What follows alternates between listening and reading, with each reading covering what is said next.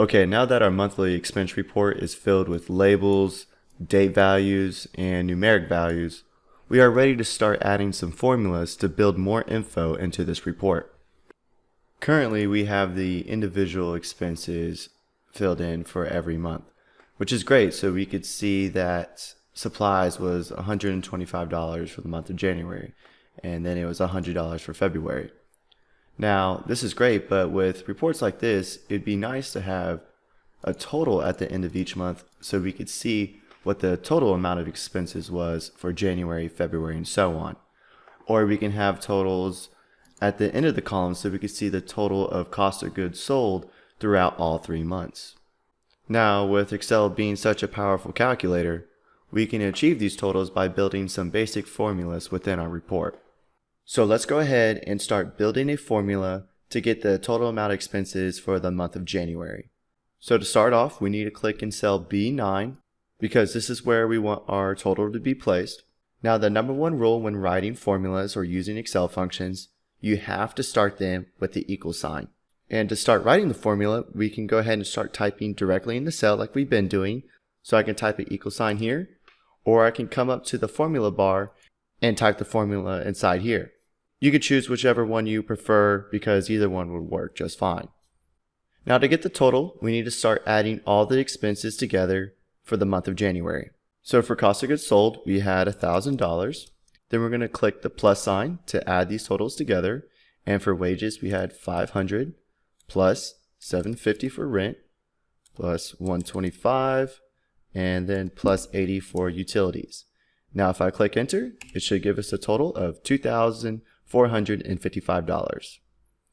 And if we go ahead and select and highlight all of our expenses and come down to the status bar, we can see that the sum has a total of $2,455.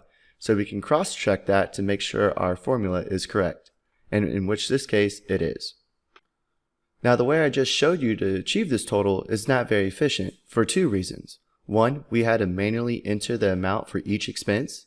In this case, there's only 5 expenses, so it's not too bad, but let's say you had 50 expenses. That's going to take quite some time. And 2, if I go up here and change cost of goods sold to $2,000 instead of $1,000, our total remains the same, so now our total is off.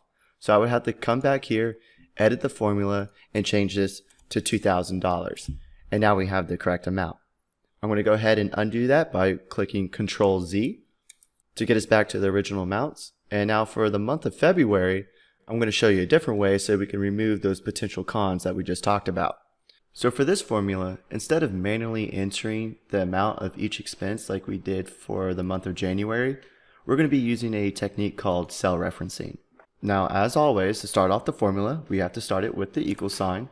And to add these cells together using cell referencing, all we have to do is click the cells that we want to add. So we're going to start off with cost of goods sold, which is cell C4. Click the plus sign, wages, and repeat the process for each expense. And now we can click enter, which gives us a total of $2,320. And if we select our expenses, go down to our status bar to cross-check our answer, looks like our formula is outputting the correct value, which is good.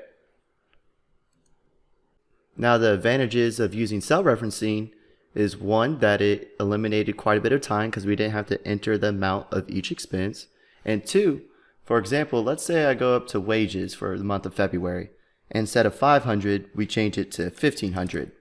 That means our total should increase by $1,000. And if I click enter, you can see that our total went from $2,320 to $3,320. And if I click wages again and put it back to $500, it should go back to the original amount.